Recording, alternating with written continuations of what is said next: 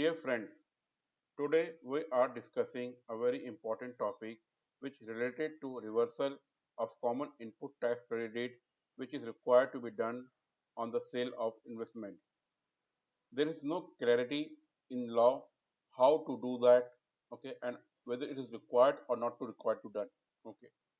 What I need from you after seeing this video, please provide your feedback in my email ID which is given at the end of the video.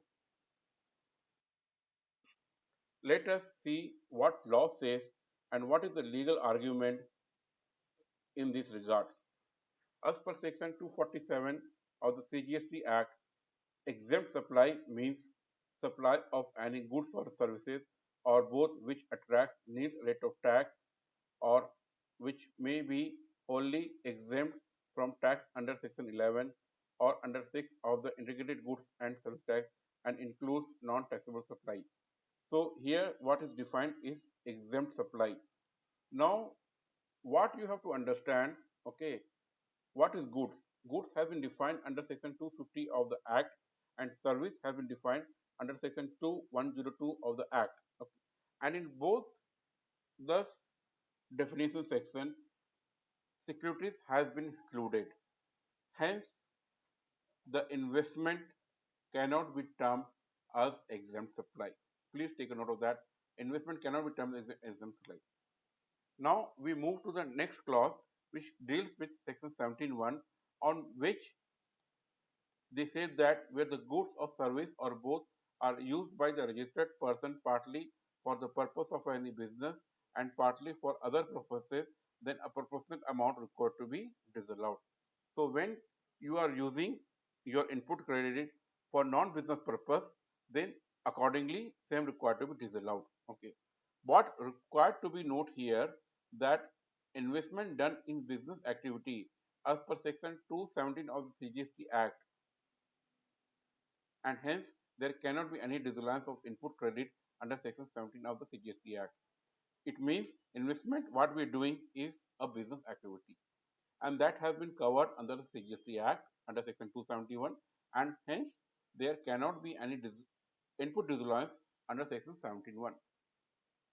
We move to the next section where it has been 17.2 which says that where the goods or service or both are used by the registered person partly for effecting taxable supplies including zero rated supplies under this act or under the IGST Act and partly effecting exempt supplies under the SECT Act, the amount of credit shall be restricted to so as much of input tax is attributable to the said taxable supplies including zero rated supplies. So in this part, in the case you are dealing with exempt supplies, point number one.